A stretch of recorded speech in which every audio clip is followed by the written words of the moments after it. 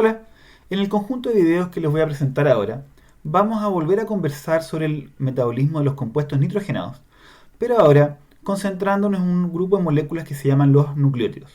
Y en este primer video del conjunto vamos a conversar sobre la estructura y la función de estas moléculas. Para comenzar, voy a recordarles la estructura de los nucleótidos que yo sé que ustedes ya han visto en cierto detalle en su curso de biología celular y también en este curso de bioquímica. Para comenzar, los nucleótidos tienen un azúcar, generalmente una ribosa, aunque también es bastante común encontrar un azúcar, una ribosa que ha sido modificada perdiendo el grupo hidroxilo y reemplazándolo por un hidrógeno o protón. Y sobre esta ribosa hay dos grupos funcionales que la modifican. Por un lado tenemos uno o más fosfatos que pueden estar unidos generalmente en el carbono 5, que en el caso de los nucleótidos lo llamamos 5', lo llamamos con la posición prima a las posiciones del azúcar. Y que, como les decía, generalmente tienen un fosfato en esta posición 5, aunque también pueden encontrar fosfatos unidos a la posición 3 del azúcar o 3'. Adicionalmente, en la posición 1 tienen unido una molécula o un sustituyente que llamamos la base nitrogenada. Y las bases nitrogenadas son un grupo de moléculas de anillos aromáticos que pueden tener uno o más anillos con los electrones conjugados por ser aromáticos. Y son nitrogenadas porque dentro de estos anillos aromáticos tienen heteroátomos de nitrógeno, reemplazando los átomos de carbono que generalmente ustedes encuentran en las moléculas aromáticas. Adicionalmente, tienen una serie de sustituyentes alrededor de la molécula que pueden ser de distintos caracteres, pero entre ellos destacan las aminas que le dan un carácter alcalino o básico, y por eso llamamos a estos grupos de moléculas bases por el carácter alcalino y nitrogenadas porque tienen estos grupos de nitrógeno en los anillos aromáticos. Existen dos tipos principales de bases nitrogenadas que, como yo les decía, están unidas mediante un enlace glucosídico o beta-glucosídico al carbono 1' o 1 de la ribosa. Uno de estos grupos son las pirimidinas, que corresponden a un anillo aromático de 6 átomos donde hay 2 nitrógenos. Y el otro grupo corresponde a las purinas, que corresponde a un diciclo aromático con 2 ciclos aromáticos, un ciclo de 6 y un ciclo de 5, y que presentan 4 átomos de nitrógeno. En el caso de las pirimidinas, estas se unen por el nitrógeno 1 al carbono 1' del carbohidrato, mientras que las purinas se unen por el nitrógeno 9 al carbono 1' de la ribosa. Podemos encontrar distintos tipos de purinas y de pirimidinas en la naturaleza y también en el cuerpo humano, pero hay 5 de estas moléculas que son especialmente importantes considerando el metabolismo humano. 2 de ellas son la adenina y la guanina, que corresponden a las 2 purinas que vamos a encontrar. La adenina es la purina que tiene como grupo sustituyente a una amina en esta posición superior que encontramos acá, en el carbono. En el caso de la guanina, esta amina ha sido reemplazada por un grupo ceto y se ha agregado otra amina en esta posición del carbono inferior, que encontramos en la parte inferior de la molécula. Recuerden, estas están unidas al carbohidrato a través de este nitrógeno. Las pirimidinas, en el caso de las pirimidinas encontramos 3 grupos de moléculas importantes: la citosina, la timina y el uracilo. La citosina tiene una amina en la parte superior y un grupo ceto en esta posición. En el caso del uracilo es muy parecido a la citosina, pero este grupo amino ha sido reemplazado por un grupo ceto.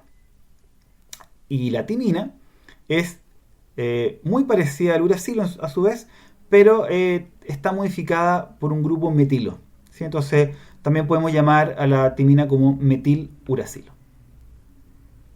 Entonces, resumiendo, si tenemos solamente estos anillos aromáticos con grupos de nitrógeno, lo llamamos una base nitrogenada. Por ejemplo, en este caso que mostramos ahora, en la diapositiva, tenemos el caso de la adenina. Si esta base nitrogenada está unida a un carbohidrato, por ejemplo una ribosa, lo llamamos un nucleósido con S. En este caso, por ejemplo, donde tenemos la adenina unida a la ribosa, lo llamamos adenosina. Si tenemos uno o más fosfatos unidos a esta molécula, entonces lo llamamos un nucleótido, con T en vez de S.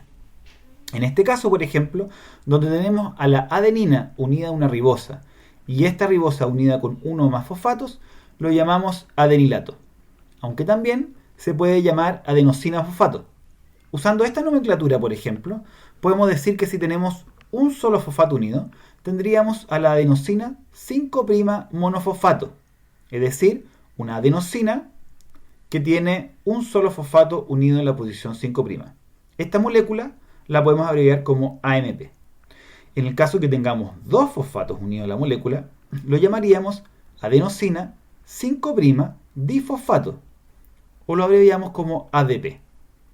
Y en el caso en que tengamos tres fosfatos, lo llamamos adenosina 5' trifosfato, y en este caso lo abreviamos como ATP. Estas moléculas ustedes ya las han visto reiteradamente en el curso de bioquímica.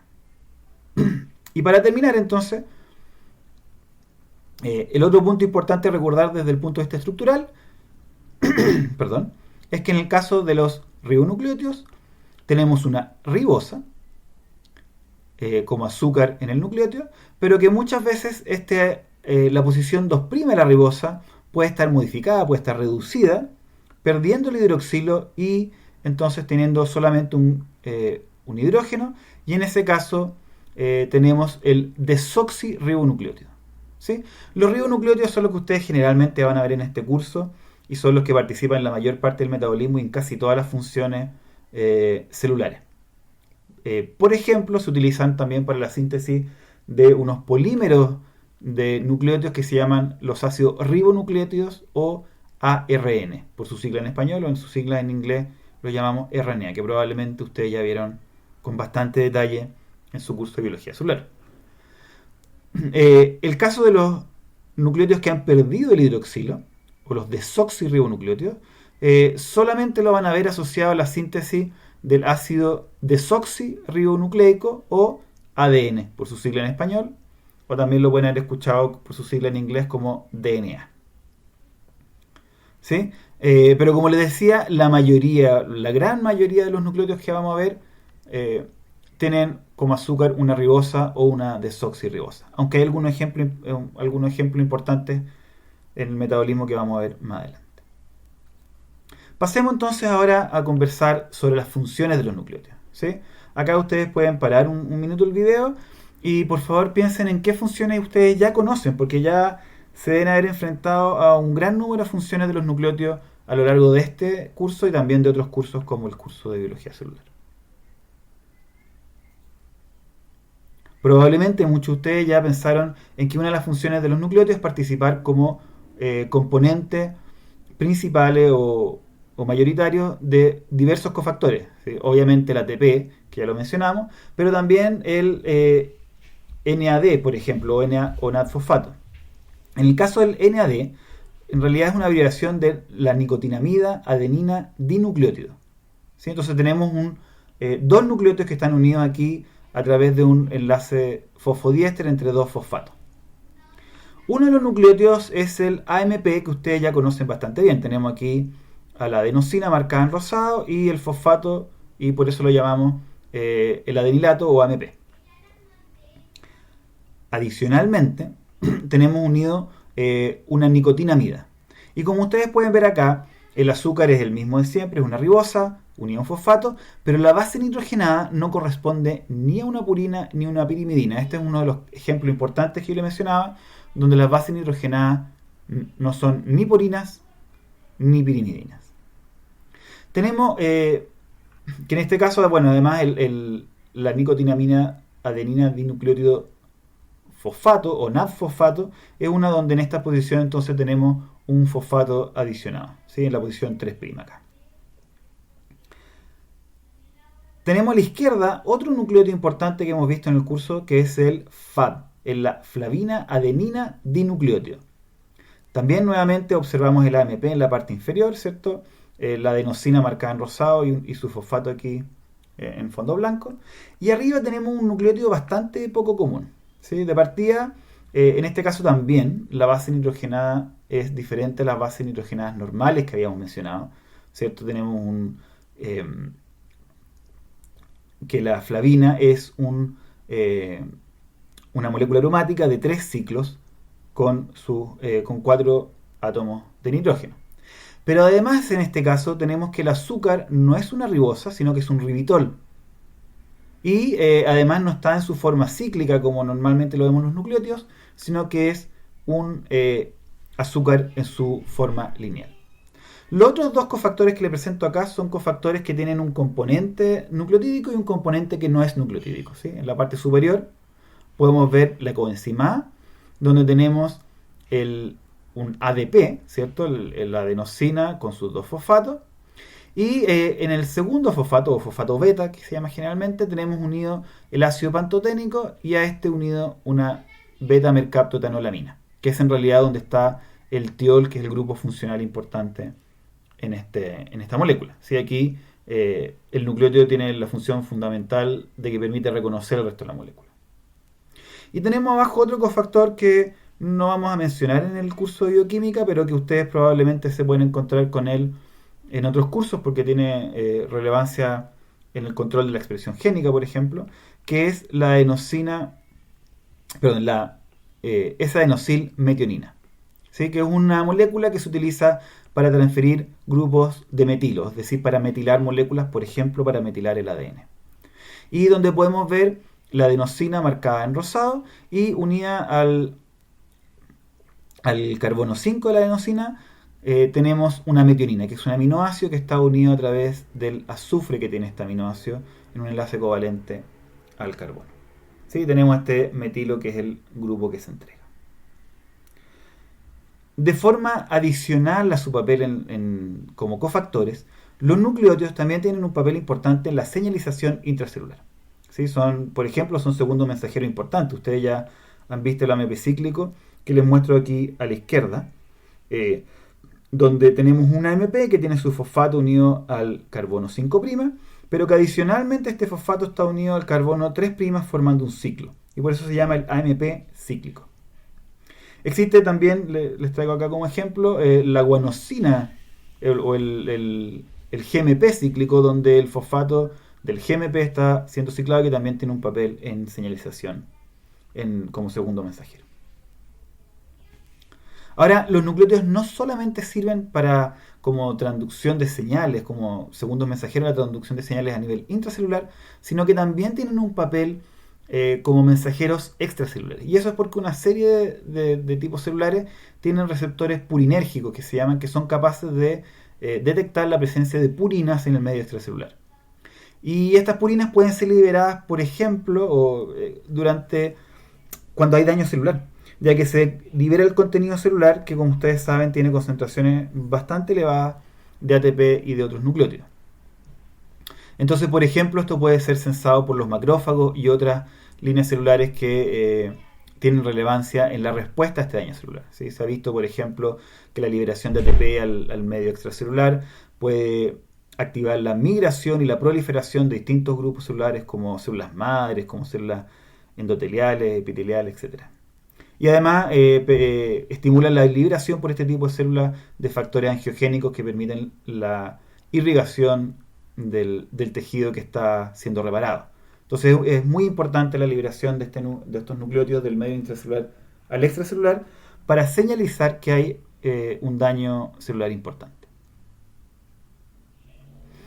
Bueno, además, muchos de ustedes habrán usado drogas como la cafeína que está en el café o la teofilina que está en el té, bueno, y también en el mate, y que les permite mantenerse despiertos cuando tienen que estudiar o trabajar o hacer cualquier otra cosa.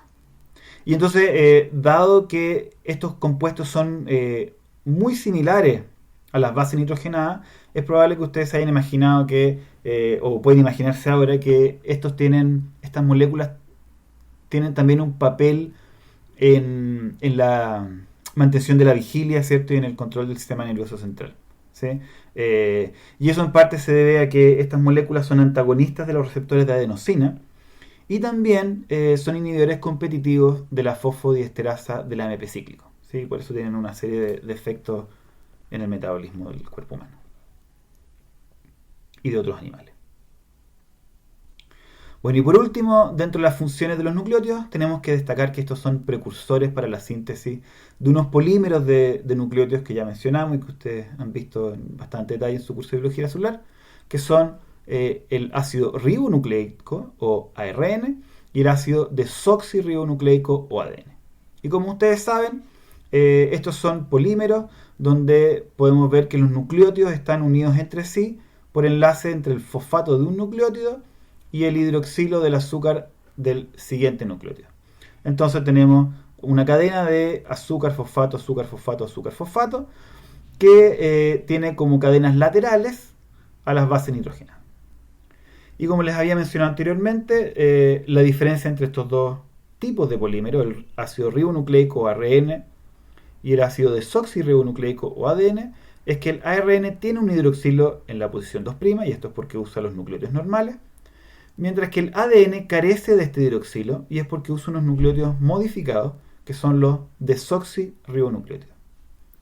Otra diferencia importante entre estas dos moléculas es que el ADN, en vez de usar la uridina, utiliza la timidina, que es una versión modificada de la uridina que, como les mencionaba anteriormente, tiene agregado un metilo en esta posición. Más adelante vamos a ver por qué esto es muy importante.